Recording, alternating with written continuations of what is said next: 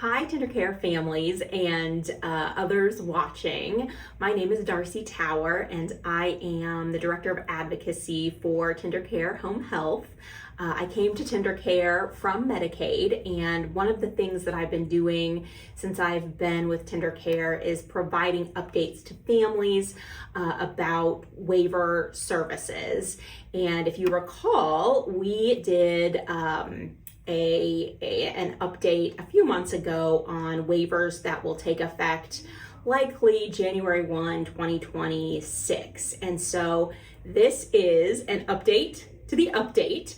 FSSA provided some additional guidance maybe 2 weeks ago, and so we want to make sure families have that information as they're moving forward. So I took a few notes that I will, just to make sure I don't miss anything, because now we are getting into the really weedy part of the operations of these waivers, and so they are a little more nuanced than before. So the very first section I'd like to talk about is the Family Supports Waiver and the Community Integration and Habilitation Waiver. And families know those as FSW and CIH. So Tendercare does not provide services on either of these waivers, but we know that many families do utilize those services. So we're always watching for updates about them.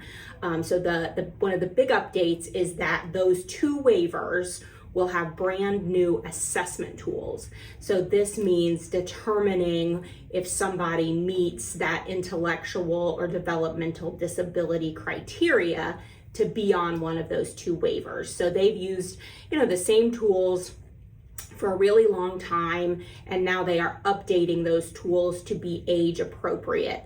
So they will have assessments based on different age groups, and we will know more as DDRS works to make the final changes on those assessments.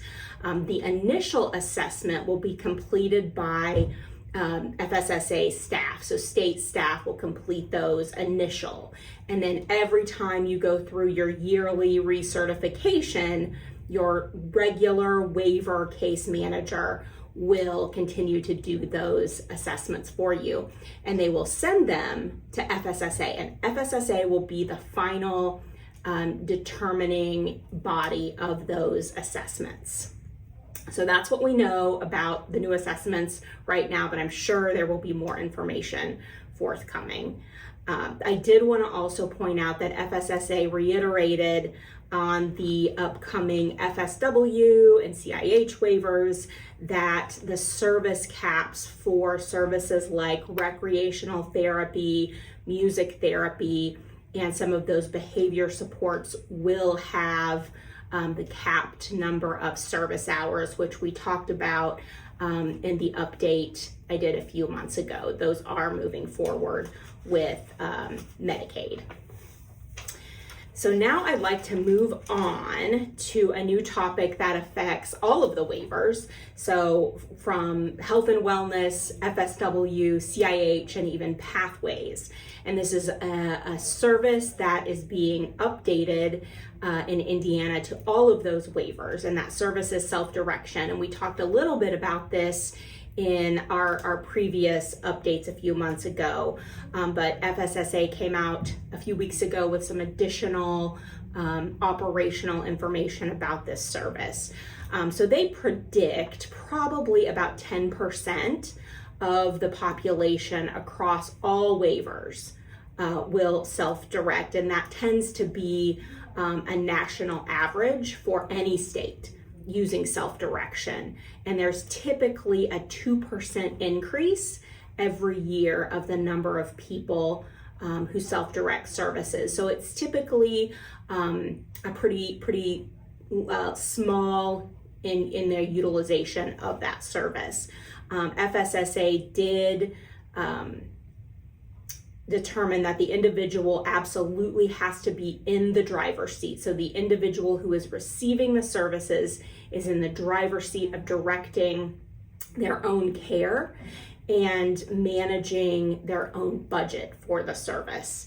FSSA also reiterated that this is not a service where LRIs or legal guardians can be the self-directed paid caregiver.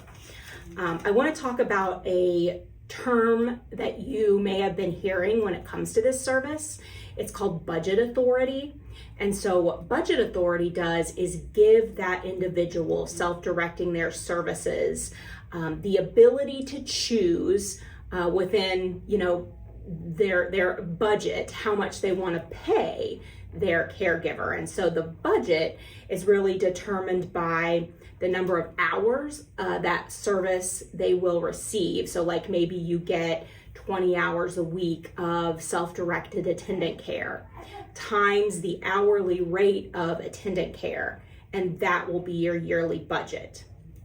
And remember, FSSA will reduce that budget by 10% to pay for administrative costs. So that will be your budget. And if you decide as a self-directed caregiver that you want to pay your employee over that hourly rate, just know that that will impact the number of hours of care you receive each week.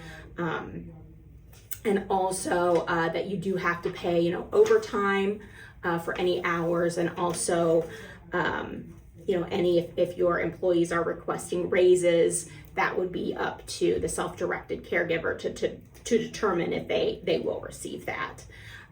Your waiver case manager will be the one who does determine eligibility for someone if they meet all the criteria to be able to self-direct their services. And FSSA does have the option to terminate a person from self-direction if they are continuously going over their budget, or they are requiring their employees to do things that are outside of that service definition.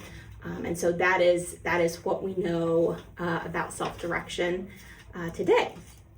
And I do think as we get closer to that January 1 start date of the waiver, we will get more and more information about sort of the operations around this service. The last thing I want to talk about is waiver redesign. And so this is for the health and wellness, the FSW, and the CIH.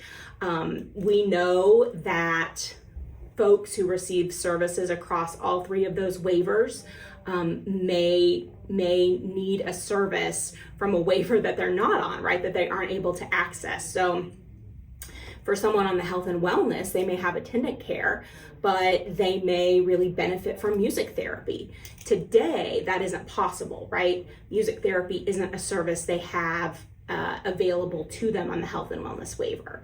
So in the coming years, by I believe it's July 1, 2027, FSSA will be redesigning new waivers, which likely have a mix of the current services, the services that are on all of those waivers today, but a person's ability to access those services will be much easier. So someone could have attendant care and be able to access music therapy. And so that's what they are working toward in the future. They are also including, which I think is really exciting, outcomes for thinking about families and inclusion and community connection and health and safety, which will be brand new for our waivers. We don't have any real outcome measures associated with them. So I have a feeling that FSSA will be rolling out more information, wanting to talk with families about their experience and how services impact them. So that is what I have for you today. We will be back certainly in the coming months as we receive more information about waiver updates from FSSA.